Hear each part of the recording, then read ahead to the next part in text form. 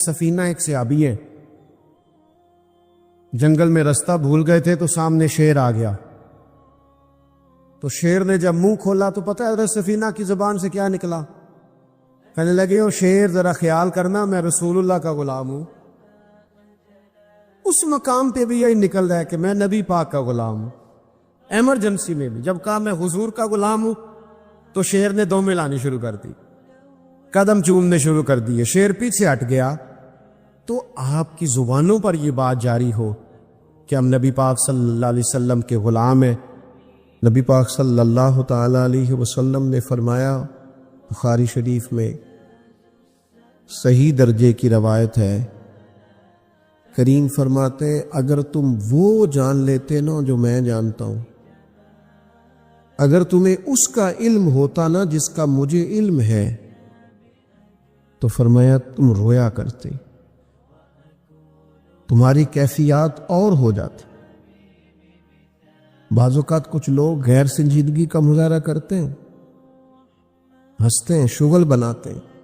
بہت سارے کام ایسے ہیں، بہت سارے فیوز و برکات ایسے ہیں جو انہیں ملنے ہوتے ہیں، نہیں مل پاتے، تو وہ غیر سنجیدگی، طبیعت کی، لہجے کی غیر سنجیدگی، ان سے وہ فیوز و برکات اٹھا لیتی۔ میں دوستوں سے کہتا ہوں، آپ کسی جگہ محفل میں جاتے ہیں، آپ کسی دینی اجتماع میں جاتے ہیں، لیکن رستے میں اگر آپ شغل کرتے ہوئے جا رہے ہیں، ہنستے ہوئے جا رہے ہیں، آپ نے کیا فائدہ حاصل کیا؟ آپ جہاں بھی جا رہے ہیں، موبائل آپ کا آن ہے، موبائل دیکھ رہے ہیں، موبائل چلا رہے ہیں، موبائل ہی چل رہا ہے، تو آپ نے کیا سنجیدگی حاصل کی؟ پایا کیا؟ ہر کام صرف موبائل کے اسٹیٹس کے لیے کیا؟ تم اگر وہ جان لیتے جو میں جانتا ہوں۔ اصحاب صفا کے پاس قرآن مجید کی کوئی آیت تلاوت کی گئی تو وہ رونے لگے، صحابہ رو پڑتے تھے، اللہ کے خوف سے، خشیت سے رو پڑتے تھے۔ کوئی آیت تلاوت کی گئی، اصحاب صفا رو پڑے، ان کو روتا دیکھ کر حضور بھی آئے، اور اللہ کے رسول کی آنکھوں میں بھی آنسو آئے۔ اور پھر اللہ کے حبیب علیہ السلام نے اس عمل کا اظہار فرمایا۔ حضور فرمانے لگے، جو آنکھیں رب کے خوف سے آنسو بہاتی ہیں نا، ان کو اللہ پھر دوزخ پر حرام کر دیتا ہے، پھر وہ جہنم میں نہیں جایا کرتا۔ اللہ کے خوف سے چھلک پڑی، جذبات ابل کر باہر آ گئے۔ سعادت مند لوگ ہوتے ہیں، سعادت مند۔ نبی پاک علیہ السلام نے فرمایا، ترمذی میں موجود ہے، حضور فرماتے ہیں 3 باتیں خوش بختی کی علامت ہے۔ یا رسول اللہ صلی اللہ تعالی علیہ وسلم کون سی؟ ایک تو حضور نے فرمایا اللہ سے ڈرو، اور دوسرا فرمایا بلا وجہ اپنے گھر سے نہ نکلو، اور تیسرا فرمایا اپنے گناہوں پر رویا کرو۔ اگر تمہیں رونا آ جاتا ہے تو یہ سعادت مندی ہے تمہارے لیے۔ مجھے کچھ دوست کہتے ہیں مجھے غصہ بڑا آتا ہے، تو میں کہتا ہوں مجھے بھی بڑا آتا ہے، بڑا آتا ہے، لیکن اپنے گناہوں پر آتا ہے، اپنی غلطیوں پر آتا ہے۔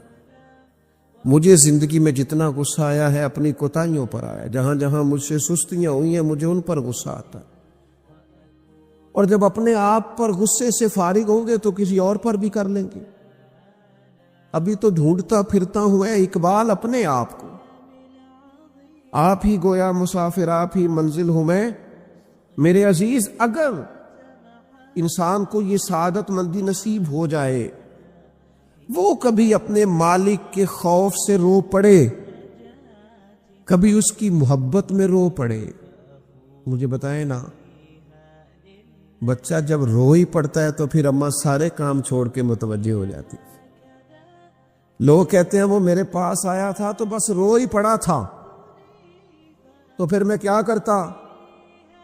وہ رو ہی پڑا ہے تو معاملہ ختم ہو گیا۔ بچے کی شدید غلطی پر اسے ڈانٹا تھا پر وہ رو پڑا، نرم ہو گیا دل ماں کا، باپ کا، چچا کا، بڑوں کا، چونکہ وہ رو پڑا ہے۔ عزیز بھائی، جب تو بھی رب کی بارگاہ میں رو ہی پڑے گا نا، جب تو اس کی خشیت سے ٹوٹ ہی جائے گا، جب اس کے حضور آ کے عرض کرے گا نا مالک میں کہاں جاؤں تیری بارگاہ میں نہ ہوں، کہاں جاؤں؟ اعلیٰ حضرت بریلوی رحمت اللہ علیہ کے والد تھے، بڑے درد سے دعا کرتے تو لوگ ان سے دعائیں کرایا کرتے تھے، اور عجیب سے نا دعا کے اندر محو ہو جاتے تھے۔ اپنے لفظوں میں بات کروں تو بڑی کھوب کے دعا کر دے سن، بعض بندے رٹیاں رٹائیاں دعاواں کر دیں، بس وہ ٹھیک ہے، ہاتھ اٹھا دیے جو مولانا صاحب کہیں گے ہم بھی، وہ بڑے محو ہو کے دعا کرتے تھے۔ کسی نے ان سے کہا حضرت اتنی للہیت سے اور اتنی محویت سے اور اتنے ذوق سے دعا کیسے؟ فرمانے لگے میں نے اپنی بیوی سے طریقہ سیکھا ہے۔ سیکھنے والے سبھی جگہ سے سیکھتے، اپنے بچوں سے بھی سیکھ لیتے، اور جن کا خیال ہونا ہمارے پاس کل عقل آ گئی ہے، وہ بیچارے عقل کو خیر بات کہہ دیتے ہیں، جن کو سارا ہی پتہ ہے انہیں کچھ پتہ نہیں۔ کہتے بیوی سے سیکھا ہے دعا مانگنے کا طریقہ۔ حضرت وہ کیسے؟ فرمانے لگے اسے کوئی کام تھا مجھ سے، کوئی گھر کا خرچہ تھا، اس نے بتایا خرچہ، میں نے اسے کہا ابھی میرے پاس پیسے نہیں ہیں، آتے ہیں تو دوں گا۔ 2-4 دنوں کے بعد پھر اس نے کہا، میں نے کہا تھا گھر کے خرچے کے لیے کچھ پیسے، تو فرماتے ہیں میں نے کہا ابھی میرے پاس نہیں ہے، آتا ہوں تو دے دو۔ عورتوں کی عادت ہوتی ہے بار بار یاد کرانا، کہتے ہیں اس نے پھر یاد کرایا، وہ میں نے گزارش کی تھی کچھ پیسے چاہیے، فرماتے ہیں مجھے غصہ آ گیا، میں نے کہا تم کیا روز ایک ہی بات کرتی ہے، تجھے کہا ہے نا ابھی پیسے نہیں ہیں، آتے ہیں تو دے دوں گا۔ ہر روز یاد کرانے کا کیا مطلب ہے؟ ایک ہی بات کا رٹا لگایا، پیسے چاہیے، پیسے ٹھیک ہے، خرچ ہے، آپ ٹھیک کہہ رہے پر ابھی نہیں میرے پاس، کہتے میں نے ڈانٹ دیا۔ سعادت مند خاتون تھی، حوصلے سے ڈانٹ برداشت کی، تو کہنے لگی غلطی ہو گئی، مجھے نہیں بار بار کہنا چاہیے تھا، آپ تو ناراض ہی ہو گئے، لیکن ایک بات یہ کہنی تھی کہ آپ ہی میرے شوہر ہیں، میں آپ سے نہ کہوں تو پھر کس سے جا کے کہوں؟ آپ سے کہنا ہے نا، میرے آپ ہے نا میرے سر کے تاج، تو کس سے اور کہوں؟ میں اور کسی سے کہوں؟ شیخ فرماتے ہیں میرے ہاتھ میں کچھ چیز تھی، ہاتھ کانپا، وہ چیز گری، چھم چھم میرے آنسو ٹپکے، چھم چھم میں رو پڑا۔ تو خاتون کہنے لگی آپ کیوں روئے، کیا ہوا؟ تو فرمانے لگے مجھے تو رب سے مانگنے کا طریقہ تو نہیں سکھاتی، جب میں اس کی بارگاہ میں عرض کروں گا نا مالک بڑے دروازوں پہ گیا ہوں کوئی نہیں میری سنتا، بڑے درد کے ساتھ میں نے کہا ہے پر فریاد کو کوئی نہیں پہنچا، اے اللہ تو ہی میرا رب ہے، پھر تجھے نہ کہوں تو کس کی بارگاہ میں جا کے کہوں؟ میں بیمار ہوں اور شفاؤں کے لیے ترس گیا ہوں، میں مقروض ہوں اور جان چھڑانے کے لیے ترس گیا ہوں، میں کمزور ہوں اور سعادت پانے کو ترس گیا ہوں، میں بے کیف ہوں اور سجدوں کی لذت کے لیے بے چین ہو گیا ہوں، میں بے کیف ہوں اور چاہتا ہوں میرا قرآن پاک کی تلاوت سے دل لگے، اور مالک جب توفیق تو دینے والا ہے تو پھر تجھ سے نہ کہوں تو میں کس سے جا کے کہوں؟ نبی پاک صلی اللہ تعالی علیہ وسلم نے فرمایا 2 آنکھیں دوزخ میں نہیں جائیں گی۔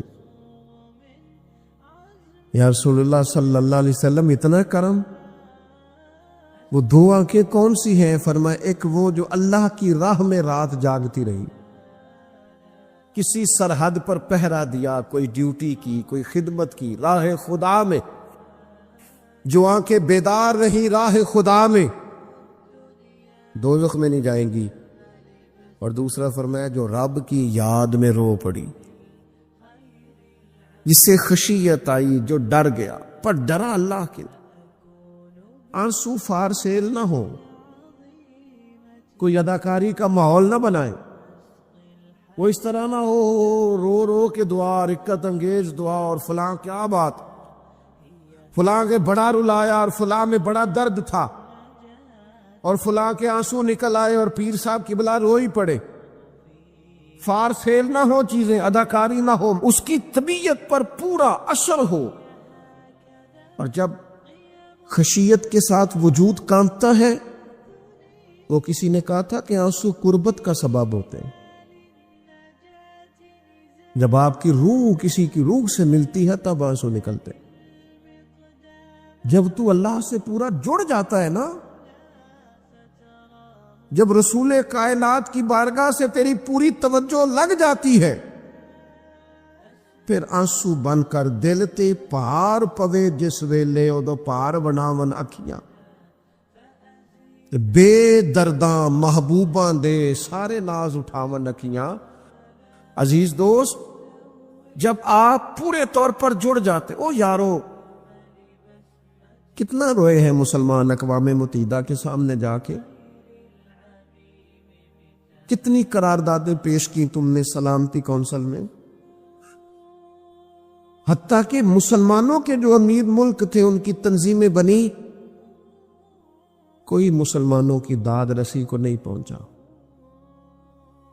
میری کو بہت لمبی عمر تو نہیں ہے، پر میں نے برما میں مسلمانوں کے کٹتے ہوئے حالات دیکھے، خبریں آئیں، ہم نے دیکھی، کٹتے اور سسکتے مسلمان ہم نے دیکھے. ہم نے دیکھا لیبیا پہ حملہ ہوا اور ٹوٹ گیا سارا ملک. میں نے وہ منظر دیکھا جب غوث پاک کے بغداد میں بمب گرے. ہم نے وہ دور دیکھا جب کسی نے خبر دی کہ کربلا میں پھر سے کربلا برپا ہے. ہم نے وہ منظر دیکھا جب پتا چلا کہ پھر سے مولا علی کے نجف اشرف کو اجاڑا جا رہا ہے. ہم نے وہ سارے منظر بار بار دیکھے، بار بار سنے، اور اب تو شرم آتی ہے. میرا دل کرتا ہے میں فلسطین کا نام نہ لیا کروں. شرم آتی. یہ کوئی ہماری تقریروں کے موضوع ہے؟ یہ کوئی ہمارے کالم لکھنے کے عنوان ہے؟ یہ کو ہمارے موبائل پہ لگانے کے سٹیٹس ہے؟ یہ تو شرم سے مر جانے کا مقام ہے. یہ کوئی گردنیں اٹھا کے بات کرنے والی بات ہے؟ یہ موبائل پہ ایک دوسرے کو ویڈیو دکھانے کا منظر ہے؟ رمضانوں میں، شاموں میں اپنے اپنے بچوں کو سینوں سے لگا کے افطاریاں کرانے والوں، اور بچوں سے پوچھنے والوں کہ پتر تو کی کھانا ہے، اس سے پوچھ لے اس کی مرضی کیا ہے. تمہیں پتہ ہے فلسطین کی بیٹیاں بھی سیدہ ختیجۃ الکبریٰ کی بیٹیاں، وہ مومنوں کی مائیں ہیں تو ان کی بھی تو مائیں ہیں نا. فلسطین کی بہنیں بھی صبح قیامت حضرت فاطمہ کے پلو میں پناہ لیں گی. نبی پاک صلی اللہ تعالی علیہ وسلم نے فرمایا من اذا مسلمن فقد اذانی. میں کیسے وہ بات آپ کے دلوں تک اتاروں کہ حضور نے فرمایا جب میرے مسلمان کو تکلیف ہوتی ہے تو مجھے تکلیف ہوتی ہے، مجھے درد ہوتا ہے. اس رسول کی امت جو کافروں کی رسیاں زور سے باندھی جائیں تو حضور فرمائیں ڈھیلی کر دو. یہ ہائے ہائے کرتے ہیں تو مجھے نیند نہیں آتی. اگر بدر میں قیدی بنا کے لایا گیا کافر ہائے ہائے کرے تو حضور کو نیند نہیں آتی، تو مجھے بتاؤ کہ فلسطین کی بیٹیاں ہائے ہائے کرتی ہیں تو گنبد خضرا میں محبوب کو آرام ہے؟ میرے عزیز، بے حسی کی زندگی، چھوٹے موٹے بیانات، تو بھی کہہ دے تھوڑا سا فلانے کا بیان نہیں آیا، کیا کرنا ہے بیان دے کے، کیا بات کرنی ہے تذکرہ کر کے. دوستو آؤ، رو کے دیکھ لیا ساری دنیا کے سامنے، کچھ رب کے سامنے رو کے نہ دیکھ لیں. اب اسے کہے نا، اب حضور کی بارگاہ میں عرض کر کے نہ دیکھ لے کہ تجھ سے فریاد ہے اے گنبد خضرا والے. اب کعبے والوں کو ستاتے ہیں کلیسا والے، اور کی اگر تو نے دل مسلم کی دل جوئی نہیں، پھر ہمیں تانا دیں گے بت کے مسلم کا خدا کوئی نہیں. اب اللہ رسول کی بارگاہ کی طرف رجوع نہ کر لیں. اب چھوڑ نہ دیں سیاستدانوں کے گلے، اب چھوڑ نہ دیں دنیا اقوام متحدہ کی بات اور سلامتی کونسل کی بات، اب اپنے اللہ کی جانب رجوع نہ کریں. دیکھو نا، نبی پاک صلی اللہ تعالی علیہ وسلم نے ہمیں فرمایا تمہارے آنسو قدر والے ہیں، رب رسول کی بارگاہ میں بہانا. ان کو ضائع نہ کرنا۔ عزیز بھائیوں، عجیب بات ہے نا، حضور فرماتے ہیں احسان جتلانے والا جنت میں نہیں جائے گا، یعنی نیکی کر کے دوزخ خرید لی، احسان کر کے، خرچ کر کے اپنے لیے جہنم کٹھی کر لی۔ کیوں؟ احسان جتلایا، اس نے بتلایا ہے۔ یوں تو ہر ایک کو شیطان سے ڈر لگتا ہے، اور مجھ کو اس دور کے انسان سے ڈر لگتا ہے، اور جس کی ہر بات میں پوشیدہ ہو نشتر کی چبھن۔ شاعر کا تخیل دیکھیے، نشتر کی چبھن، جس کی ہر بات میں پوشیدہ ہو نشتر کی چبھن، ایسے ہر صاحب احسان سے ڈر لگتا ہے۔ اس طرح کے احسان کرنے والوں سے خوف آتا ہے کہ اللہ بچا ان سے۔ کچھ لوگ اذیت دیتے ہیں، تکلیف دیتے ہیں، آزمائش میں ڈال دیتے ہیں۔ کسی کے گھر مہمان چلے گئے، آپ کو چند لمحوں کے لیے جانا ہے، تو آپ وہاں جا کر ایک بڑے زبردست قسم کے انجینئر کیوں بن گئے ہیں؟ یہ دیوار پہ کیا کام کرایا ہے، یہ کس سے کرایا ہے، یہ اگر آپ کو میں ایک بندہ بتاؤں، اگر فلاں سے آپ کام، بھئی آپ کو تو بطور مہمان بلایا گیا ہے، آپ کو کس نے کہا ہے کہ آپ کو انجینئر کے طور پہ دعوت دی ہے؟ آپ آئے ہیں، تشریف رکھیے، اور جتنی دیر آپ کو کہا جاتا ہے آپ بیٹھیے، اور پھر اس پر تبصرہ ہے، یہ فرنیچر کہاں سے لیا ہے، یہ قالین کہاں سے آیا ہے، اتنے سوال جواب۔ بعض دوست ایسے ہوتے ہیں جن سے کہنا پڑتا ہے کہ میرے بھائی آپ مہربانی کریں، ہم آپ کو نہ انجینئر سمجھتے ہیں نہ اچھا ڈیزائنر سمجھتے ہیں، ہم نے تو آپ کو ملنے کے لیے بلا تھا، آپ آئیے اور جائیے۔ اور اتنے زیادہ تو مطلب وقت ہی نہیں ہے انسان کے پاس کہ وہ جائے اور اتنے زیادہ تبصرے کرے اور جا کے کسی کو تکلیف دے۔ پھر تفتیش کرنا، پوچھنا، اعلیٰ حضرت بریلوی رحمۃ اللہ لکھا حرام ہے یہ تفتیش کرنا کہ کسی کی کمائی حلال ہے کہ حرام ہے۔ آپ کیوں تفتیش کرتے ہیں؟ کس نے اجازت دی آپ کو جاسوسی کریں؟ آپ تکلیف دے رہے ہیں سامنے والے کو۔ کیا کرتے ہیں، کیا کماتے ہیں، کہاں سے؟ میرا رب ہے جس نے سب کے پردے رکھے ہوئے ہیں۔ اب کیوں ایسی حرکات کرتے ہیں جس کی بنیاد پر جناب کا ذریعہ آمدن کیا ہے؟ میرا ذریعہ آمدن یہ ہے کہ آپ دے جاتے ہیں تو میں کھا لیتا ہوں۔ آپ اپنا ذریعہ آمدن کی فکر کریں، آپ دوسروں پر کیوں اس قدر زیادہ بوجھ ڈالتے؟ اور پھر کھانا سامنے رکھا جاتا ہے، یہ میں نہیں کھاتا، تو آپ کو جو کھانا تھا گھر سے لے آتے، کیا یہ اچھا ہوتا؟ یہ میں ایک زمانہ ہو گیا جی میں نے یہ نہیں کبھی کھایا، تو کیا کھاتے ہیں آپ؟ مجھے سالوں بیت گئے ہیں سفر کرتے ہوئے، اور میرے ساتھ پوری جماعت نے سفر کیا ہے، ہفتوں میں گھر سے باہر رہا ہوں، کوئی ایک شخص نہیں، ایسا تو نہیں کہ ساری چیزیں طبیعت کو پسند ہوتی ہیں، لیکن کوئی ایک شخص نہیں بتا سکتا کہ کبھی میں نے کہا ہو یہ مجھے پسند نہیں، میں نے نہیں کھانا لے جایا، یہ میری طبیعت نہیں۔ کیوں؟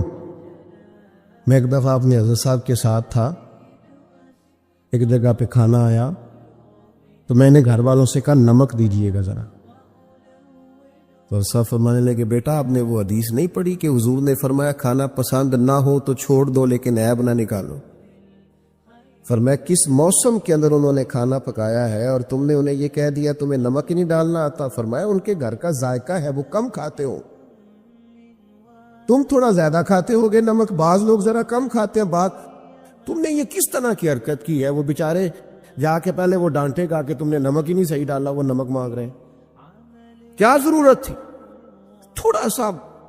وہ حضرت سلمان فارسی رضی اللہ تعالیٰ عنہ کے گھر میں مہمان آ گئے، آپ نے کھانا رکھا تو وہ صاحب کہنے لگے کبھی پودینے کی چٹنی ہو جاتی نا، تو اب ان کے پاس پیسے نہیں تھے، ان کا لوٹا تھا ان کے پاس پیتل کا یا لوہے کا، لے جا کے گروی رکھا کسی کے ہاں جو وضو کے لیے رکھا ہوا تھا جناب سلمان فارسی نے، پھر وہ لوٹا گروی رکھ کے پیسے لائے، اس کا پودینہ خریدا اور لا کے مہمان کو دیا، تو مہمان کہنے لگا جی اللہ کا شکر ہے ہم قناعت پسند ہیں، جو مل جائے کھا لیتے ہیں۔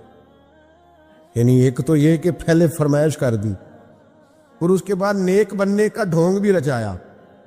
بھی کچھ لوگوں کا طریقہ ہوتا ہے وہ سارا کچھ کرنے کے بعد نا، یعنی 1.25 گھنٹے غیبتیں کرنے کے بعد کہنے چلو سانوں کی لگے، بھئی آپ 15 منٹ ہی رہ گئے تھے، 2 گھنٹے پورے ہونے لگے تھے، ساری تو کر لی آپ نے، اب پیچھے بچا کیا ہے؟ تو وہ کہنے لگے رہی میں قناعت پسند ہوں، جو مل جائے کھا لیتا ہوں۔ تو حضرت سلمان فارسی ناراض ہوئے، جلال میں فرمانے لگے اگر تم قناعت پسند ہوتے تو میرا وضو کا لوٹا آج گروی نہ پڑا ہوتا۔ تم قناعت پسند ہو، اوپر سے جھوٹ بولتے ہو۔ لیکن تکلیف دینا، اذیت پہنچانا، ذہنی طور پر کسی کو ٹارچر کرنا، میری اب کبھی طبیعت خراب ہو جاتی ہے نا جی، تو چونکہ محبت کرنے والوں کی لسٹ لمبی ہے، طبیعت خراب ہو جاتی ہے تو میں بتاتا نہیں، کتنے کتنے دن خبر نہیں ہوتی، میری خواہش ہوتی ہے۔ پچھلے دنوں بھی ایک پورا دن ہاسپٹل میں گزارنا پڑا، میں نے بتایا نہیں، افواہ تھی کہ میری طبیعت خراب ہے، لوگوں نے پوچھ پوچھ کر بیمار کر دیا، نئے سرے سے بتانا پڑتا ہے ہویا کی سی۔ اور پھر کچھ تو اتنے خاص محبت کرنے والے ہوتے ہیں کہ انہیں پوری ڈیٹیل چاہیے ہوتی ہے، پس منظر سمیت۔ آپ حضور علیہ الصلوۃ والسلام نے فرمایا بہترین عیادت وہ ہے جو جلدی ہو، نہیں تھوڑی دیر کے لیے مریض کے پاس جائیں، یہ بہقی میں حدیث موجود ہے۔ بہترین عیادت، بہترین تیمارداری وہ ہے جو جلدی ہو، فٹافٹ آپ آئیں، تھوڑی دیر بیٹھیں اور چلے جائیں۔ اتنی تفصیلات، پھر 7 نسخہ جات، پھر یا کچھ لوگ تو ایسے ہوتے ہیں جو اتنا ڈرا جاتے ہیں بیمار آدمی کو کہ وہ جلدی فوت ہونے والا ہو جاتا ہے۔ اس کہتے ہیں فلانے کو بھی یہ مرض تھا بیچارہ، 4 بچے فوت ہو گیا۔ آپ کو تو کہا تھا تسلی دیتے، مریض سے دعا کراتے، پھر ضد کریں گے، اصرار کریں گے، یہ کھا لیں، کھائیں گے تو اٹھیں گے، تھوڑا سا تو لیں۔ اللہ کے بندے، نبی کریم علیہ السلام نے فرمایا بیمار سے ضد نہ کرو، اسی اللہ کھلا پلا دیا کرتا ہے۔ تم ضد کر رہے ہو، اصرار کر رہے ہو، تکلیف دے رہے ہو، اذیت پہنچائی جاتی ہے۔ بڑے درویش آدمی تھے حضرت سری سختی، کبھی کسی سے سخت جملہ نہیں کہا۔ آپ بیمار تھے، ایک صاحب تیمارداری کرنے آ گئے، آپ کا خیال تھا کہ وہ ہو گئی تیمارداری، وہ جائیں۔ کئی لوگ ان کے بعد آئے چلے گئے، لیکن بیٹھے ہوئے ہیں، جا ہی نہیں رہے۔ تو حضرت سری سختی رحمت اللہ تعالی علیہ، اب بعض دفعہ مروت ایسی ہوتی ہے کہ بندہ اپنی زبان سے معزز آدمی کہہ نہیں پاتا، لیکن وہ چونکہ تکلیف میں تھے، سردی کا موسم تھا تو دروازہ کھلا رہ گیا، تو وہ صاحب کہنے لگے حضور دروازہ بند کر دوں، ٹھنڈ آ رہی ہے۔ تو فرمانے لگے کر دیجئے، لیکن اگر کبھی باہر سے کر دینا تو ذرا زیادہ بہتر ہو جائے۔ معنی یہ تھا کہ آپ تشریف لے جائیں، چلے جائیں نہیں کہتے بزرگ۔ آپ کچھ لوگ ایسے ہوتے ہیں، انہیں رخصت بھی ذرا اعزاز کے ساتھ کرنا پڑتا ہے۔ آپ تشریف لے جائیں اور دروازہ باہر سے بند کر دیں تاکہ ہوا بھی نہ آئے اور آپ جیسا کوئی پکا مہمان دوبارہ بھی نہ آئے۔ تشریف لے جائیں، تکلیف نہیں دیں، اذیت نہ دیں کسی شخص کو کسی بھی طرح سے پریشان۔ ایک ہمارے ہاں اور بڑا مسئلہ ہے، میں تو مذاق کر رہا تھا۔ مذاق کیا ہوتا ہے؟ مذاق تو جاہلوں کا کام ہے۔ یہ موسیٰ علیہ السلام کی قوم نے کہا کہ ایک شخص کا انتقال ہو گیا ہے تو ہمیں بتایا جائے کس نے قتل کیا ہے۔ تو جناب موسیٰ علیہ السلام نے فرمایا گائے ذبح کرو۔ تو ان لوگوں نے کہا آپ ہم سے مذاق کرتے ہیں، اتتخذونہ ہزوا، آپ ہم سے مذاق کرتے ہیں؟ تو فرمایا اعوذ باللہ ان اکون من الجاہلین، میں اللہ کی پناہ چاہتا ہوں کہ میں جاہلوں میں سے ہو جاؤں۔ مذاق کرنے کو جناب موسیٰ نے، قرآن مجید کا پہلا پارہ کہتا ہے جاہلوں کا کام کہا ہے۔ مذاق ٹھیک ہے، دل لگی ٹھیک ہے، یعنی آپ خوش طبعی کریں۔ مذاق تو کسی کے عیب کا ہوتا ہے، تیری آنکھ کس طرح کی ہے، تیری ناک چپٹی ہے، یہ مذاق ہوتا ہے۔ کسی کے رنگ کو لے کر، کسی کے قد کو لے کر، کسی کی توتلی زبان کو لے کر، یہ جاہلوں کی علامت۔ آپ دل لگی کریں، حضور بھی دل لگی فرماتے، مسکراتے دل لگی کریں، اس میں کسی کو تکلیف نہیں ہوتی، کسی کا عیب نہیں اچھلتا، کوئی بات ایسی خوشی کی آپ اس پہ خوش ہو جائیں۔ لیکن آپ یہ جو رویے ہمارے ہاں پائے جاتے ہیں، یہ مذاق ہے، اور مذاق شریعت میں جاہلوں کی علامت ہے۔ حضور فرماتے ہیں قیامت والے دن وہ لوگ جو لوگوں کا مذاق اڑاتے تھے، تکلیف دیتے تھے، قیامت والے دن ان کے ساتھ یہ معاملہ ہوگا کہ جنت کا دروازہ ان کے لیے کھولا جائے گا، پھر بند کر دیا جائے گا، پھر کھولا جائے گا، پھر بند کر دیا جائے گا، پھر کھولا جائے گا، اور پھر دوبارہ وہ کہیں گے یہ کیا ہو رہا ہے؟ تو انہیں کہا جائے گا تمہارے اس مذاق کی تمہیں سزا دی جا رہی ہے جو دنیا میں تم اللہ کے بندوں کے ساتھ کرتے تھے۔ تکلیف دیتے ہیں لوگ۔ یہ کچھ سال پہلے کی بات ہے، آپ کو پتہ ہے ہمارے ہاں کیپرل فول بھی منایا جاتا ہے، جھوٹ بولنے کا دن موز۔ ایک صاحب تھے بیچارے ہارٹ پیشنٹ، یہ پنجاب کا ہی واقعہ ہے، تو ان کو فون کر دیا کہ تمہارا بھائی ایکسیڈنٹ میں فوت ہو گیا ہے، کسی نے مذاق کیا، تو بیچارے ہارٹ پیشنٹ تھے، خبر سن کے ان کو پھر ہارٹ اٹیک ہوا، اللہ کو پیارے ہو، اور بعد میں پتہ چلا کہ کسی نے مذاق کیا، بھائی تو بالکل ٹھیک ٹھاک، آپ کے ایک مذاق نے کسی کی جان لے لی، گھر اجڑ گیا، عورت بیوہ ہو گئی، بچے یتیم ہو گئے، اور آپ مذاق کر رہے تھے، تکلیف دے رہے تھے، آپ آزمائش میں مبتلا کر رہے تھے۔ میں نے ایسے طلباء کو دیکھا ہے کالج میں، مدرسے میں، یونیورسٹی میں، اسکول میں، جو بیچارے کسی وجہ سے کمزور تھے، کوئی ایسا معاملہ تھا ان کا اتنا مذاق اڑایا گیا کہ وہ بیچارے تعلیم چھوڑ کے چلے گئے، گزارا نہیں ہو سکتا یہاں، ہر آدمی مذاق اڑا رہا، اور بعض لوگوں کی غربت کا مذاق اڑایا جاتا ہے، ان کو کھاتا ہوا دیکھ کے مذاق کرنا، ان کا لباس دیکھ کے مذاق کرنا، ان کی سادہ پرانی اور دیسی گفتگو سن کے مذاق اڑانا، نتیجہ یہ نکلتا ہے کہ مایوس ہو جاتے ہیں لوگ، پریشان ہو جاتے ہیں۔ ایسا نہیں کریں، یہ تکلیف نہ دیں کسی مسلمان کو، اذیت میں مبتلا نہ کریں، ذہنی طور پر ٹارچر نہ کریں، آپ کوئی ایسا کام نہ کریں جس سے بار بار آزمائش ہو۔ کچھ لوگ زندگی میں گناہ کرتے ہیں، اللہ معاف کرے، غلطیاں ہو جاتی ہیں، پھر وہ لوگ توبہ کر لیتے ہیں، اور یہ توبہ اللہ کو اتنی پسند ہے کہ حضور فرماتے ہیں کسی کا اونٹ مال سمیت غائب ہو جائے اور وہ شخص ڈھونڈ ڈھونڈ کے تھک جائے اور مایوس ہو جائے، اور پھر وہ اونٹ اسے مل جائے، اسے اتنی خوشی نہیں ہوتی جتنی بندہ مومن کی توبہ پر رب کریم کو خوشی ہوتی ہے۔ کتنا بڑا انعام ہے۔ حضور فرماتے ہیں ہر شخص خطا کار ہے، پر بہترین خطا کار وہ ہے جو توبہ کرتا ہے خطا کار پر بہترین خطا کار۔ کیا بات ہے اس کی خطا کی، جو خطا کرتے ہی رو پڑا ہے، اللہ کے حضور توبہ کر رہا ہے، لیکن لوگ مذاق اڑاتے ہیں لوگوں کے گناہوں کا۔ وہ توبہ کر چکے ہیں، وہ چھوڑ چکے ہیں، وہ اس راہ سے ہٹ چکے، لیکن مذاق کرنا، مذاق اڑانا، تکلیف دینا، اذیت میں مبتلا کرنا۔ حضور علیہ الصلوۃ والسلام نے فرمایا کسی شخص سے کبھی کوئی گناہ کیا پھر اس نے توبہ کر لی، فرمایا جس نے دوبارہ اسے اس کا گناہ یاد کرایا، اللہ یاد کرانے والے کو سزا دے گا، مرنے سے پہلے پہلے یہ اس گناہ کے اندر مبتلا ہو جائے۔ مسلم شریف میں موجود، اس کو سزا ملے، ٹارچر نہیں کریں، تکلیف نہیں دیں، ذہنی طور پر لوگوں کو اذیت میں مبتلا نہ کریں۔ اور پھر رشتے دیکھے جاتے ہیں ہمارے ہاں، تو اس قدر زیادہ مطلب آزمائش میں لوگوں کو مبتلا کر دیا جاتا ہے، اس قدر زیادہ آزمائش میں ہمارا چونکہ دیہاتوں سے تعلق ہے، تو پرانی خواتین کبھی جاتی تھی نا رشتہ دیکھنے کے لیے بیٹے کا، ان سے کہا جاتا تھا کہ آپ کو وہاں رشتہ نہیں کرنا، تو کہتی تھی نہیں ہم نے نہیں کرنا، تو کہتے تھے بھئی آپ بتائیں کیا وجہ ہے، تو وہ کہتی تھی وجہ کوئی نہیں بتانی، اس لیے کہ میرے گھر میں بھی بیٹی ہے، میں کوئی وجہ نہیں بیان کروں گی، میں کسی کی بیٹی کا عیب کیسے بیان کروں۔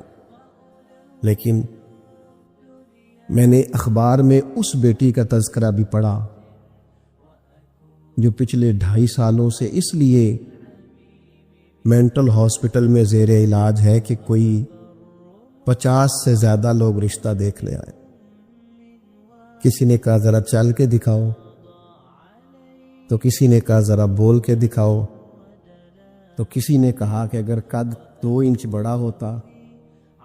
اتنی تکلیف، اتنی اذیت. اور اس دین کے ماننے والے جو دین ہمیں سبق دیتا ہے کہ بیٹیاں اور بہنیں ہوتی برابر ہے، وہاں یہ رویہ ہمارا. اور زیادہ تر ان لوگوں کا معاملہ جن کے پاس نیا نیا پیسہ آیا، نئی نئی دولت آئی، اب ان کو سمجھ نہیں آ رہی کہ وہ کیسے اپنے آپ کو زمین سے اٹھا کے آسمان تک لے جائے. خدا کے بندو، اس طرح کی اذیت، اس طرح کی تکلیف، اس طرح کا لہجہ جس سے سامنے والا نفسیاتی بوجھ کے نیچے دب جائے، یہ بندہ مومن کی شان نہیں ہے. کبھی بھی ایسا نہ کرے. اجلی اجلی سونی سونی صاف ستھری بات کرے. مومن کی شان یہ ہے کہ سب کچھ ہو سکتا ہے، پر مومن جھوٹا نہیں ہوا کرتا، وہ بددیانت نہیں ہوتا، وہ کسی کو تکلیف نہیں دیتا، اذیت نہ دے، پریشان نہ کرے. گھنٹوں بیل بجا رہا ہے گلی سے گزرنے والا آدمی، لیکن صاحب گاڑی لگا کے چلے گئے، انہیں پتہ ہے دوسری گاڑی نہیں گزرے گی، لیکن وہ اذیت دے رہے ہیں. ایک چور اوپر سے سینہ زور، اگر وہ باہر نکلے ہیں کہ آپ کو جانا ہے اور سامنے گاڑی لگی ہوئی تو وہ نکل کے کہتے ہیں کوئی آگ بجھانی ہے آپ نے، جا کے فائر برگیڈ کی گاڑی میں بیٹھے. نہیں جناب، آگ نہیں بجھانی، لہذا آپ آرام کریں، لگی رہنے دے گاڑی. پتہ ہے آپ کو نبی پاک علیہ السلام نے رستے بند کرنے سے منع فرمایا، رستوں کے نشان مٹانے والوں پر لعنت فرمائی. جہاں جہاں لکھا ہوتا ہے نا لاہور اتنے کلومیٹر دور ہے، وہاں اشتہار لگا جاتے ہیں لوگ. آپ کو پتہ ہے یہاں اشتہار لگانا منع ہے. رستوں کے نشان مٹانے والے کو ملعون کا ہے حضور. تکلیف دے رہے اللہ کے بندوں کو، آزمائش میں ڈال رکھا ہے. نبی پاک علیہ السلام نے فرمایا جس نے 3 لوگوں کی عزت کی وہ سمجھے میں نے اپنے رب کی عزت کی. اللہ کا اکرام کیا. بخاری مسلم میں حدیث ہے، اللہ کا اکرام کیا. یا رسول اللہ کس کس کا؟ فرمایا جس نے عدل کرنے والے بادشاہ کی عزت کی وہ سمجھے میں نے اپنے رب کی عزت کی. اور جس بندے نے قرآن پاک کے عالم کی عزت کی، دین کے عالم کی عزت کی، وہ سمجھے میں نے رب کی عزت کی. اور فرمایا جس نے بوڑھے مسلمان کی عزت کی سمجھے میں نے اپنے رب کی عزت کی ہے. اور بعض کو بعض سے درجوں میں فضیلت عطا کر دی. ہم نے خود تقسیم کیا ہے، مالک نے تقسیم کیا ہے. وہ فرماتا ہے ہم نے بانٹا ہے خود، یہ تمہارا نظام زندگی کہ بعض کو درجوں میں فضیلت دے دی ہے. یہ تقسیم، یہ کار حیات اس لیے تاکہ نظام زندگی کو چلایا جائے. ایک شخص کو اللہ تبارک و تعالی نے بادشاہ بنایا ہے اور ایک کو اس کا دربان بنایا ہے. یہ تقسیم اس لیے کی ہے کہ ظاہر ہے سارے تو بادشاہ نہیں بن سکتے، اور کسی نہ کسی نے دربان بھی بننا ہے. حکم کیا ہے؟ حکم یہ ہے کہ وہ دربان احساس کمتری کا شکار نہ ہو. وہ یہ سمجھے کہ اللہ تعالیٰ نے اس ملک میں اسی جگہ میری ڈیوٹی لگائی ہے. اور بادشاہ تکبر کا شکار نہ ہو. وہ یہ تو سمجھے کہ اللہ نے مجھے اعزاز دیا ہے، مجھے فضیلت دی ہے، ملک چلانے کے لیے اللہ تعالیٰ نے مجھے چنا ہے، لیکن وہ اس دربان کو اپنے سے کم تر نہ سمجھے، اسے حقیر نہ سمجھے. اپنے ذہن کے اندر یہ بات بٹھائے کہ جس طرح بحیثیت انسان رب نے مجھے فضیلت عطا کی ہے، اسے بھی اللہ نے اسی طرح ہی فضیلت عطا فرمائی. اور اگر انسان ہونے کے ساتھ ساتھ وہ مسلمان بھی ہے، مومن بھی ہے، تو پھر تو نبی پاک صلی اللہ تعالی علیہ وسلم نے فرمایا میرے مومن کی عزت اللہ کی نظر میں کعبے سے بھی زیادہ ہے. پھر تو اور زیادہ فضیلت اس کی سمجھے گا. ہم نے نا اس تقسیم حیات کو اپنے اوپر طاری کر لیا ہے، اور کچھ لوگ احساس کمزوری کا شکار ہو گئے ہیں، اور کچھ لوگ ایسے ہیں جو بلا وجہ تکبر کا شکار ہے. انسان کو یہ حکم دیا گیا ہے کہ وہ جہاں بھی ہے وہ اللہ کا بندہ بن کے وقت گزارے. اس کے ذہن اور نظریات ٹوٹے نہ، بکھرے نہ. وہ یہ سمجھے کہ اللہ تبارک و تعالیٰ نے اگر کچھ مجھے دیا ہے تو اپنے فضل سے دیا ہے. ہمارے ہاں یہ ہوتا ہے کہ اگر کسی شخص کو کوئی چیز خدا اپنے فضل سے دیتا ہے تو وہ اسے نہ اپنا حق سمجھنے لگتا ہے. اور وہ محسوس کرتا ہے کہ یہ معاذ اللہ مجھے ملنی ہی چاہیے تھی، میں اسی کا حقدار تھا، وہ چیز پھر اس بندے کو بعض اوقات تکبر میں مبتلا کرتی ہے، بعض اوقات خود پسند بنا دیتی ہے، اور بعض اوقات جو اس کی بہترین صلاحیتیں ہوتی ہیں وہ صلاحیتیں زنگ آلود ہو جاتی ہیں، اخلاقی کمزوریاں اس کے اندر جڑ پکڑ جاتی ہیں۔ محبوب سبحانی حضرت غوث اعظم صمدانی شیخ عبد القادر جیلانی رضی اللہ تعالیٰ عنہ ارشاد فرماتے ہیں کہ تو جہاں بھی ہو نا اپنی سوچ کو عاجزی والی بنا۔ آپ فرماتے ہیں اگر تیری عمر زیادہ ہے اور تیرے سامنے ایک شخص کھڑا ہے جس کی عمر تھوڑی ہے تو اپنے ذہن میں یہ بات بٹھا کہ اس کی عمر تھوڑی ہے تو غلطیاں بھی تو تھوڑی ہیں، اور اگر تیرے سامنے کوئی شخص کھڑا ہے تیری عمر تھوڑی ہے اس کی زیادہ ہے تو پھر یہ ذہن بنا لے کہ اگر اس کی عمر زیادہ ہے تو اس کی نمازیں بھی تو زیادہ ہیں نا، تلاوتیں بھی تو زیادہ ہیں نا، خیرات بھی تو زیادہ ہے نا، عمر جو زیادہ ہے۔ اور اگر تو ان پڑھ ہے اور تیرے سامنے عالم کھڑا ہے تو اس ترتیب سے عاجزی پیدا کر لے کہ وہ چونکہ عالم ہے تو میں تو بہت سارے کام اپنی جہالت کی وجہ سے غلط کر لیتا ہوں، لیکن وہ عالم ہے تو اپنے علم کی بنیاد پر یقیناً وہ مجھ سے زیادہ خیر کٹھی کر رہا ہے۔ اور اگر تو عالم ہے اور تیرے سامنے جاہل کھڑا ہے تو پھر بھی تو اپنی طبیعت میں عاجزی لا، اور تو یہ ذہن بنا کہ وہ اگر کوئی غلطی کرے گا بھی تو اپنی جہالت کی وجہ سے کرے گا، تو مجھے تو پتہ ہے سارا، ایسا نہ ہو کہ میرا گناہ ڈبل لکھ دیا جائے۔ اب جہاں ہیں جس ترتیب سے ہیں اس ترتیب سے ہی اپنی طبیعت کے اندر عاجزی لائیں۔ نبی پاک صلی اللہ تعالی علیہ وسلم نے فرمایا، حضرت عبداللہ ابن مسعود رضی اللہ تعالیٰ عنہ حدیث کے راوی ہیں، حضور نے فرمایا جس کے دل میں رائی کے دانے کے برابر بھی تکبر ہوا وہ شخص جنت میں نہیں جائے گا۔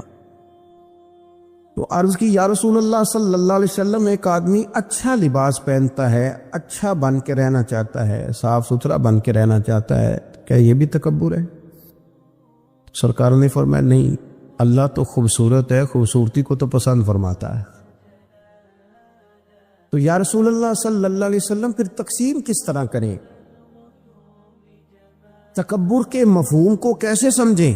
تو دو باتیں نبی پاک علیہ السلام نے ارشاد فرمائی، سارے عنوان کو ان دو باتوں میں سمجھا جا سکتا ہے۔ محبوب فرمانے لگے تکبر تو یہ ہے کہ بندہ حق قبول نہ کرے اور دوسرے بندوں کو اپنوں سے حقیر سمجھے۔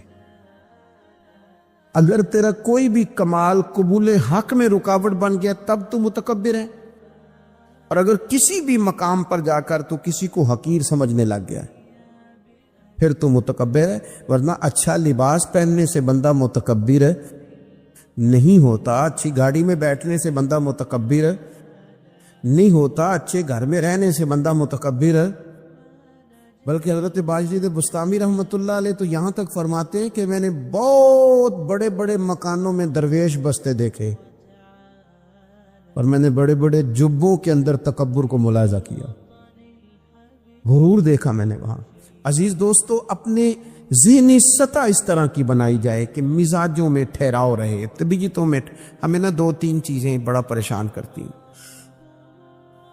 بعض لوگ ایسے ہیں جو کسی بڑی برادری میں جس کو وہ بڑا سمجھتے ہیں، باقی تو اللہ کو پتہ ہے نا بڑا کون ہے۔ کسی بڑے قبیلے میں جس کو دنیا میں بڑا گردانا جاتا ہے، اس میں اگر وہ پیدا ہو گئے نا تو ان کا یہ گمان بن گیا ہے کہ شاید میرا یہ حق تھا، تو چونکہ مجھے اللہ نے پیدا یہاں کیا ہے تو معاذ اللہ میرا حق بنتا ہے میں تکبر کروں۔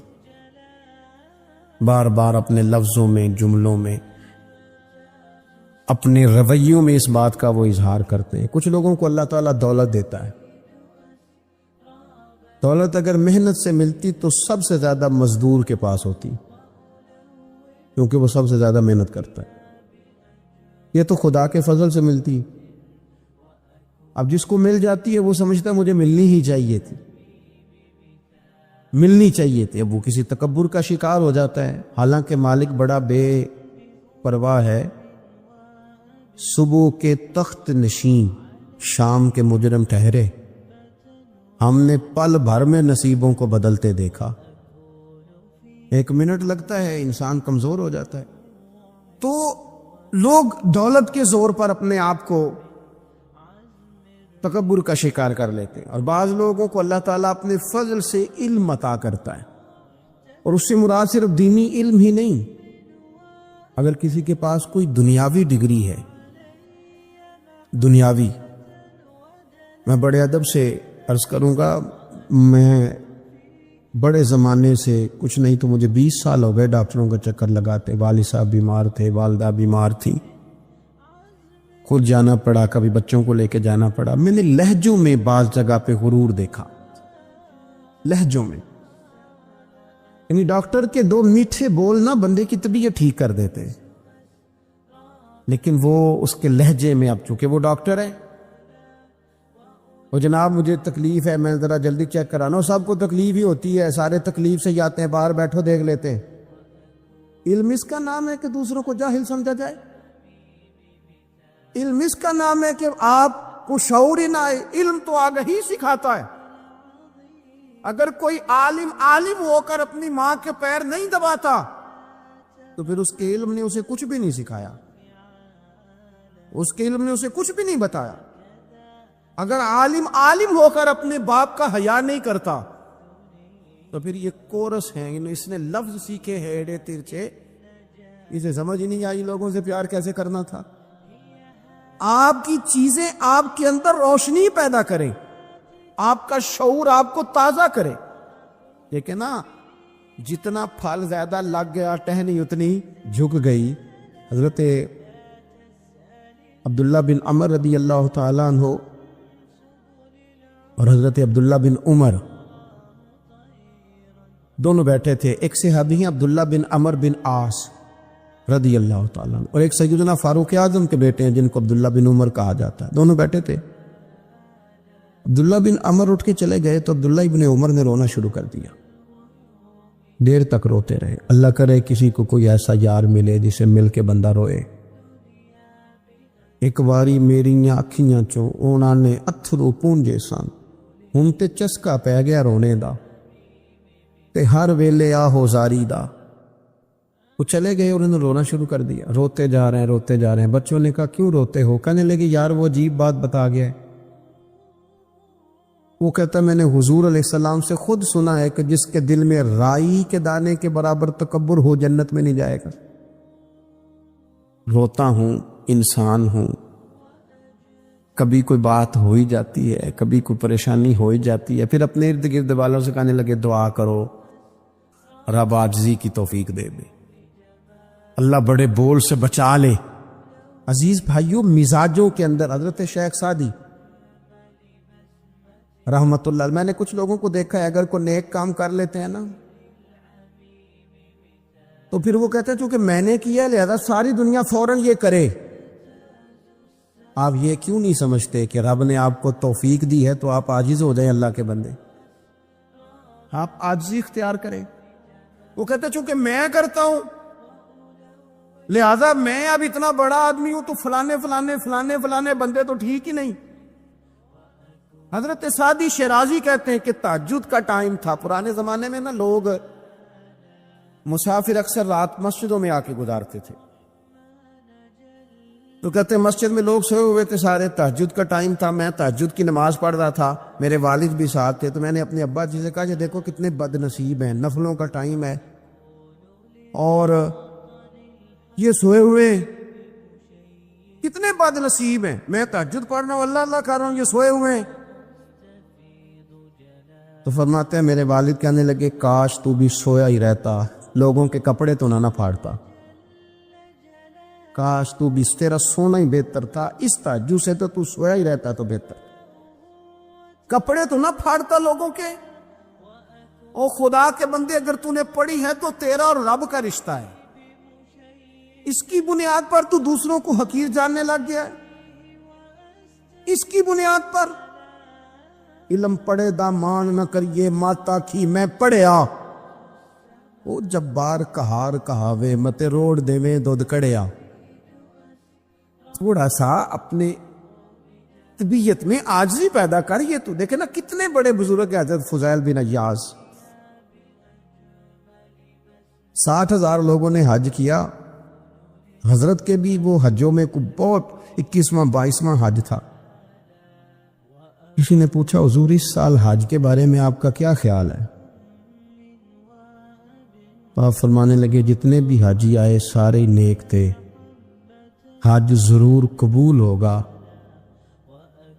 اور اگر کسی وجہ سے کوئی کمی رہ گئی تو وہ میری نحوست کی وجہ سے رہ جائے گی، اس لیے کہ ان میں سب سے زیادہ گناہگار میں ہی ہوں، میری وجہ سے کوئی رہ گئی تو رہ گئی، ورنہ تو امید ہے خدا فضل ہی فرمائے گا۔ آپ کی مزاج میں جب عاجزی ہوتی ہے کہ نا، اگر آپ کسی مقام پہ فائز ہیں تو وہ تو اللہ نے دیا آپ کو، تو اب تو آپ کو اس مقام پر جا کے بھی عاجزی ہی کرنی چاہیے تھی، اور اگر آپ وہ عاجزی نہیں کر رہے تو اس کا مطلب ہے آپ بہت ساری خطاؤں کا شکار ہیں۔ ہمارے زمانے میں نا ایک رواج آیا ہے کمزوریاں بیان کرنے کا، اور کمزوری اکثر وہ بندہ بیان کرتا ہے جو اپنے آپ کو کچھ سمجھتا ہے۔ لوگ ایک دوسرے کی کمزوریاں ڈسکس کرتے ہیں، بلکہ پہلے تو لوگ لوگوں کی کمزوریاں بیان کرتے تھے، اب جماعتیں جماعتوں کی کمزوریاں بیان کرتی، اب پارٹیاں پوری پارٹیوں کی کمزوری بھی۔ بات اتنی اجتماعیت تک چلی گئی کہ سوچے محدود سے محدود تر ہو گئی۔ اللہ تعالیٰ نے ایک دفعہ حضرت موسیٰ کلیم اللہ علیہ السلام سے فرمایا کہ آپ کی قوم میں جو سب سے نیک آدمی ہے نا، اسے ڈھونڈ کے میری بارگاہ میں لائیں۔ حضرت موسیٰ علیہ السلام نے نا جس کو سب سے زیادہ نیک سمجھتے تھے اسے اللہ کے حضور پیش کیا، مالک یہ سب سے زیادہ نیک ہے، جسے حضرت موسیٰ کلیم نیک کہے، وہ کتنا کو نیک ہوگا؟ یا اللہ یہ نیک ہے۔ حضرت موسیٰ علیہ السلام سے رب کریم نے فرمایا اب اس بندے کی ڈیوٹی لگاؤ کہ یہ اس قوم میں جو سب سے گناہگار ہے وہ بندہ ڈھونڈ کے لائے۔ اگر یہ ڈیوٹی ہماری لگتی تو پھر تو اللہ خیر کرے، سارے گناہگار تھے ماں سوائے میرے، خدا مجھے ایسی خدائی نہ دے کہ اپنے سوا کچھ دکھائی نہ دے۔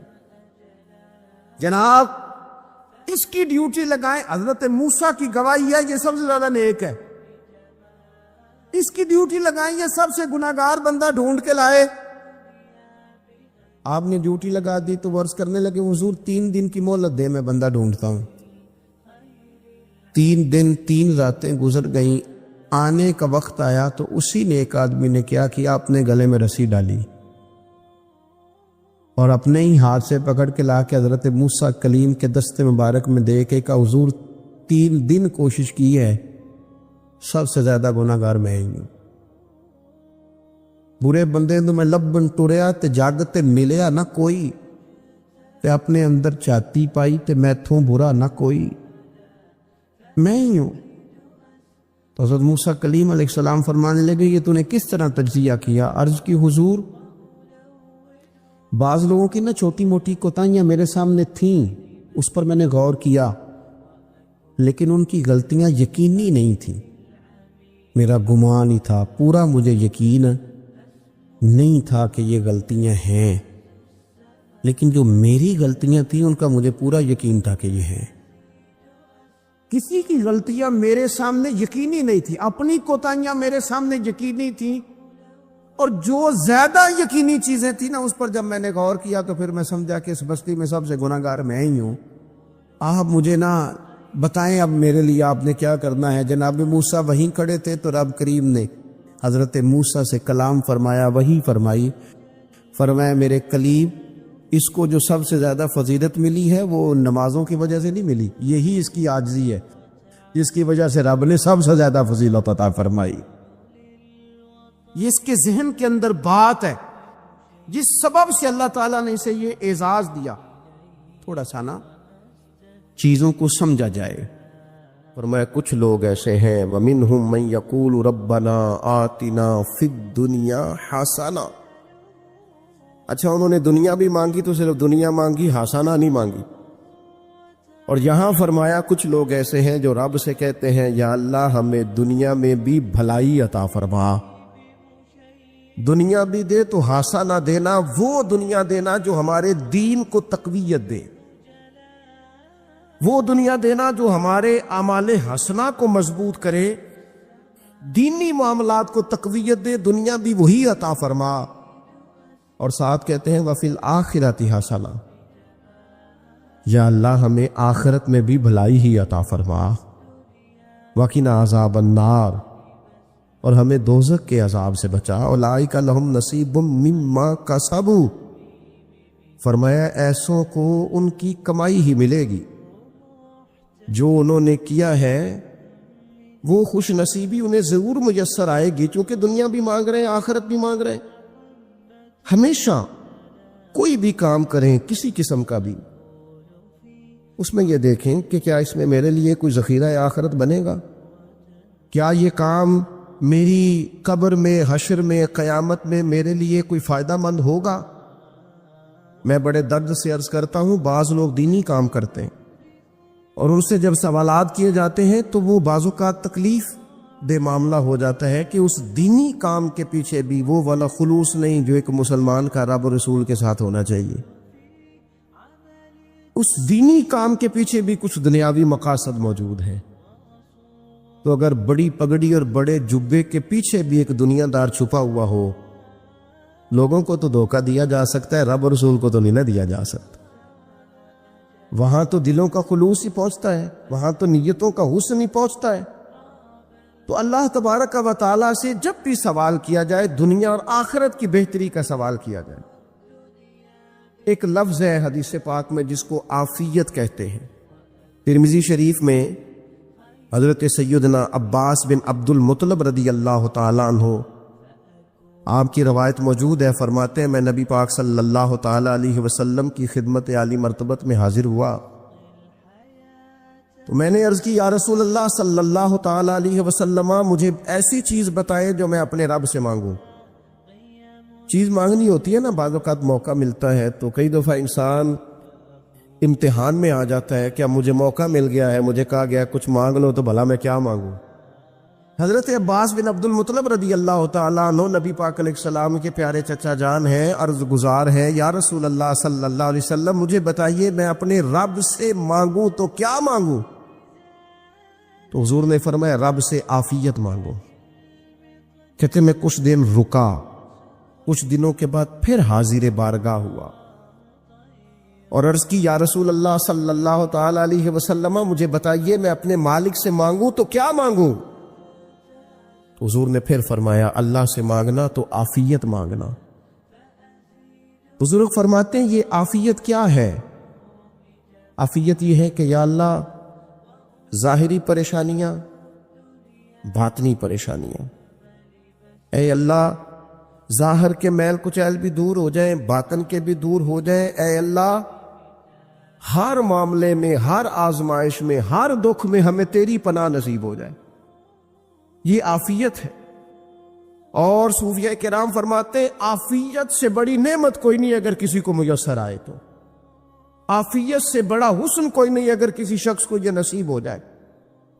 اور ایک اللہ والے نے تو ایک اور بڑا خوبصورت ترجمہ یہاں کیا ہے، وہ کہتے ہیں عافیت کا مطلب ہے دل کا قرار، عافیت کا مطلب ہے باطن کا سکون، عافیت کا مطلب ہے انسان کے مزاج کا حوصلہ، ٹھنڈک، بردباری۔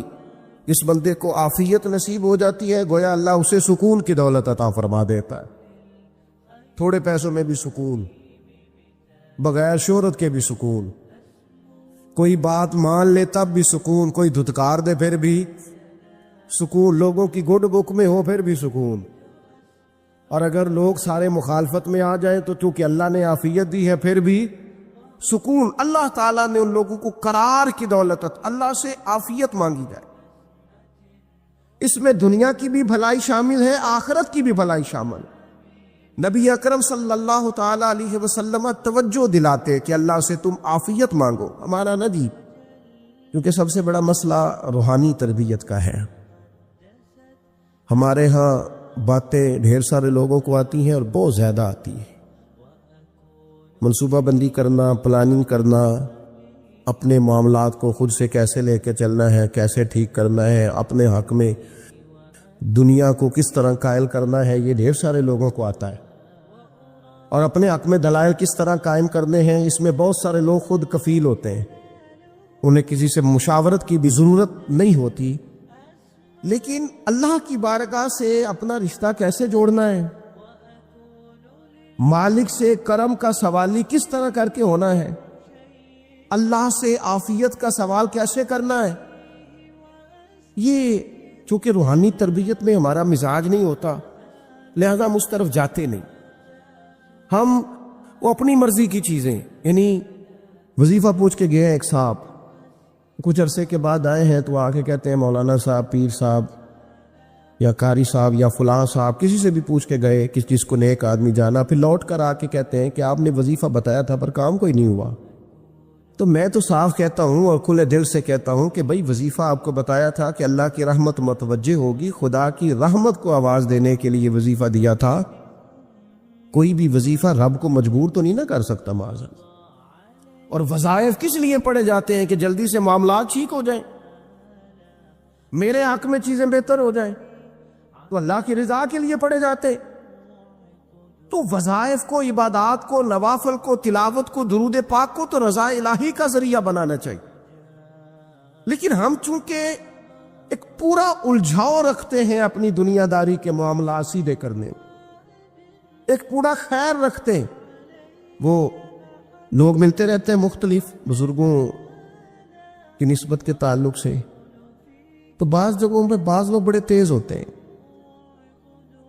یعنی ان سے آپ کی ملاقات ہوتی ہے تو بندے کو محسوس ہوتا ہے کہ یار اسے تو پہلے ساری باتوں کو پتہ ہے، اور کئی دفعہ ان سے ملنے کے بعد احساس ہوتا ہے کہ یار اس سے تو تھوڑا سیکھ ہی لیتے تو بہتر تھا، یہ تو بات بڑی آگے نکل گئی۔ سارا پتہ ہوتا ہے، باشعور ہوتے ہیں، لیکن ڈر آتا ہے اللہ سے۔ اتنا باشعور آدمی، سمجھدار، پنچایت، پریا، لوگ، دین، دنیا سارا پتہ ہے، نماز کا ٹائم آ گیا تو وہ چھپتا پھرتا ہے، اس کی طبیعت پر بوجھ بن رہا ہے معاذ اللہ اللہ کے حضور حاضر ہونا، اسے خیر کا کام کرنا پڑ رہا ہے تو وہ ادھر ادھر نکلتا جا رہا ہے۔ تو سوال یہ ہے کہ پھر یہ شعور کا کیا مطلب رکھا ہوا ہے ہم نے؟ پھر اللہ سے دعا کرنے کی ضرورت نہیں۔ وہ حضرت عارف رومی رحمۃ اللہ تعالی علیہ فرمایا کرتے تھے بعض لوگوں کو رب سارا کچھ دیتا ہے، سجدے کی توفیق نہیں دیتا۔ اس کا مطلب یہ ہے کہ وہ کہتا ہے یہ سارا کچھ لے اور نکل جا، میرے گھر نہ آنا، رکھ سارا کچھ پاس۔ رب سے عافیت مانگی جائے، اس سے اس کا فضل مانگا جائے، اس سے اس کا کرم مانگا جائے۔ اللہ کے پیارے رسول صلی اللہ تعالی علیہ وآلہ وسلم اس عافیت مانگنے پر زور دیتے، توجہ دیتے۔ میں آپ کو صحیح بتاتا ہوں، رب نے اگر کسی بندے کو عافیت میں رکھا ہو نا تو حالات کیسے بھی برے چل رہے ہوں اس کا بگاڑ کچھ نہیں سکتے۔ اور اللہ تعالیٰ معاف کرے 100 دفعہ خاکم بدہن، اگر کسی وقت اس کے کرم کی نگاہ پھر جائے تو پھر سارے اسباب سمیت بھی انسان اپنے پیروں پہ کھڑا نہیں رہ سکتا۔ اس سے جب تک طلب کرم نہیں ہوتا، طلب عافیت نہیں ہوتی، اس کی بارگاہ سے جب تک بندہ مومن پورا رجوع نہیں کرتا، یہ عافیت اتنی اعلیٰ چیز ہے کہ نبی پاک علیہ السلام نے فرمایا اذان اور اقامت کے درمیان جو وقت ہوتا ہے اس میں دعائیں رد نہیں ہوتی۔ دعا مانگا کرو گے تمہاری اللہ اپنے فضل سے قبول کر لے گا۔ عرض کی یا رسول اللہ کیا مانگے؟ تو فرمایا عافیت مانگو رب سے۔ حضرت انس بن مالک حدیث کے راوی ہے رضی اللہ تعالیٰ عنہ، یہاں بھی فرمایا یہ عین قبولیت کا ٹائم ہے، اب اللہ سے عافیت مانگ لو، اس کی پناہ۔ ہم دعاؤں میں بھی محدود ہو جاتے ہیں۔ رب دا طالب کوئی نہ ملیا، جو ملیا طالب زردہ ہو۔ دعاؤں میں بھی حد بندی۔ بعض اوقات بچے بھی تربیت کرتے ہیں نا، ایک مولانا ہے، ان کا خیال ہے کہ انہوں نے مجھ سے کچھ پڑھا ہے تو کبھی کبھی استاد جی کہہ دیتے ہیں، بہت پرانی بات ہے، انہوں نے مجھے فون کیا کہ اگر آپ ابھی تشریف لائیں، تو میں نے کہا پتر دعا مانگ اللہ کو چھوٹی جی گڈی دے وے۔ تو اس بچے نے میری بڑی تربیت کی، کہنے لگا استاد جی اللہ کو لو منگنی جی تے وڈی ساری منگو۔ آپ نے محدود کیوں کیا کہ بھئی یہ چھوٹی سی اللہ گاڑی کیوں اللہ چھوٹی دے؟ رب دے تو بڑی دے، اور رحمت سے دے، اللہ سے مانگنی ہے نا جی۔ ہم تربیت نہیں لیتے۔ میں نے اس کا شکریہ ادا کیا، میں نے کہا بیٹے تو نے بڑی سونی بات کی، اللہ تجھے اس کا اجر عطا کرے، اللہ تجھے برکات عطا کرے۔ اگر آپ نے سیکھنا ہے تو پھر آپ سیکھ لیں گے، اور اگر نہیں سیکھنا تو پھر یہی کہنا ہے ساری عمر لنگی بندہ کو نہیں ملیا، چونکہ مزاج نہیں ہے نا سیکھنے کا، اس لیے پھر ملا ہی کوئی نہیں، پھر ساری زندگی کو میسر ہی نہیں آیا، کسی نے نصیحت ہی نہیں کی، کوئی آنکھوں کو بھایا ہی نہیں۔ خود ہی بڑے سیانے تھے، خود ہی بہت بڑے تھے، اپنا قد بھی بڑا اونچا تھا، سب ٹھگنے چھوٹے اور کمزور اور بوڑے نظر آئے۔ عزیز بھائی، جب عافیت، ایک بزرگ تھے ہر وقت اللہ سے عافیت مانگتے تھے، ہر وقت اللہ سے عافیت مانگتے تھے، ہر وقت عافیت مانگتے تھے۔ لوگوں نے پوچھا، لوگ ان کو صالح جانتے تھے، نیک سمجھتے تھے کہ حضور آپ اور کوئی دعا مانگتے نہیں، عافیت ہی مانگتے ہیں۔ فرمانے لگے میں مانگا کرتا تھا شروع میں، بعد میں خیال آیا اور بھی دعائیں مانگا کرتا تھا، یہ احساس بعد میں نصیب ہوا۔ فرماتے میں مزدوری کرتا تھا، مال برداری کرتا تھا، ایک جگہ پہ ڈیوٹی کر رہا تھا تو تھک گیا، اور وہ جو کام لینے والے لوگ تھے ان کے رویہ بھی بڑا ترس تھا، تکلیف ہوئی۔ تو میں نے اپنے مالک کی بارگاہ میں عرض کی، مالک اگر 2 روٹی بغیر مجھے مشقت کے مل جائے دن میں تو تیری بارگاہ تو بڑی کریم ہے۔ کہتے ہیں میں نے یہ دعا مانگ لی، ذرا میں تھوڑا آگے بڑھا تو 2 بندے آپس میں لڑ رہے تھے، میں ان کی صلح کرانے کے لیے، انہیں بچانے کے لیے آگے بڑھا، تو میں جس کو چھڑا رہا تھا دوسرے نے میرے اوپر ضرب لگا دی، میرا بھی سر پھٹ گیا۔ تھوڑی دیر کے بعد وہاں پولیس آ گئی، وہ تینوں کو لڑنے والا سمجھ کے اٹھا کے لے گئے، مجھے جیل ہو گئی۔ 2 روٹیاں بغیر مشقت کے روز ملنی شروع ہو گئی۔ دعا مانگی تھی نا کہ یا اللہ 2 روٹیاں مل جائے نا بغیر مشقت کے، کہتے وہ 2 روٹیاں روز ملتی، کوئی کام نہیں کرنا پڑتا، پر جیل ہو گئی۔ فرماتے میں بڑا پریشان تھا، روز روٹیاں پابندی سے آتی اور بہترین آتی، کھانا ملتا۔ پھر کچھ عرصے کے بعد میں نے سوچا کہ یار یہ دعا تو قبول ہو گئی نا تیری، اب تو اگر اس پر کوئی الگ بات کرے گا تو وہ تو غلط کرے گا۔ کہتے پھر خود ہی میرے دل میں اللہ نے بات ڈالی، اور میں نے عرض کی مالک 2 روٹیاں نہیں، مجھے تو عافیت چاہیے، مجھے تو عافیت دے، میرے اوپر تو کرم فرما، تو نظر رحمت کر، جے ایک قطرہ بخشے مینوں، ایک قطرہ بخشے مینوں تے کام بن جاندا ہی میرا، مہربانی کر، عافیت عطا کر۔ فرماتے پھر خدا نے کرم کیا، کہاں سے اسباب بنے میرے جیل سے چھوٹنے کے، کون کون میرے ضمانتی بنے اللہ ہی جانتا ہے۔ فرماتے ہیں دروازے بھی کھل گئے، رزق بھی ملتا ہے، صحت بھی میسر ہے، سجدہ بھی کر لیتا ہوں، سویرے تلاوت بھی کرتا ہوں، شام کو مدینے والے کی بارگاہ میں رج کے درود و سلام بھی عرض کرتا ہوں۔ بڑی امید ہے سرکار قدموں میں بلائیں گے، کرم کی جب نظر ہوگی مدینے ہم بھی جائیں گے، کرم کی جب نظر ہوگی مدینے ہم بھی جائیں گے، اگر جانا مدینے میں ہوا ہم غم کے ماروں کا، اگر جانا مدینے میں ہوا ہم غم کے ماروں کا، مکینے گنبد خضرا کو حالے دل سنائیں گے، کی جب نظر ہوگی مدینے ہم بھی جائیں گے، قسم اللہ کی ہوگا وہ منظر دید کے قابل، قسم اللہ کی ہوگا وہ منظر دید کے قابل، قیامت میں رسول اللہ جب تشریف لائیں گے، کرم کی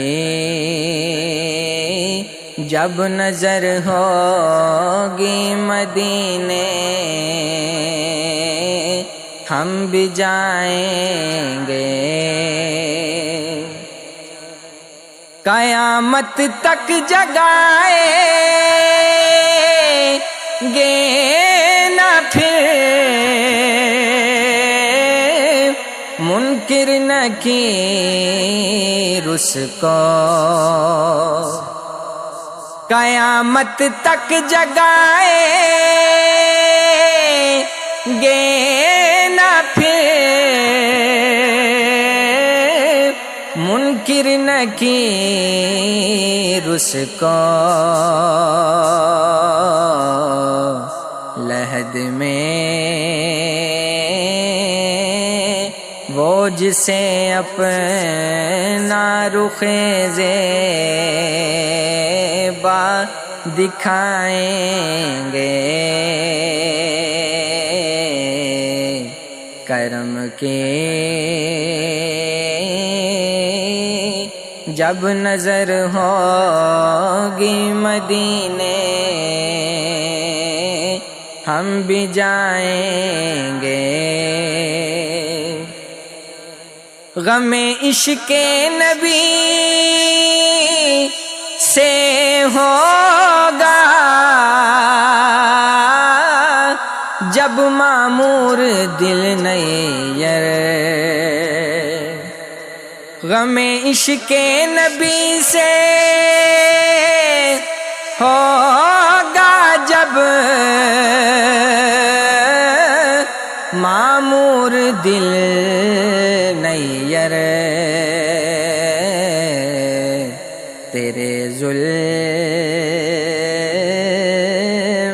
قدے میں بھی ستارے جلملائیں گے، کرم کی جب نظر ہوگی مدینے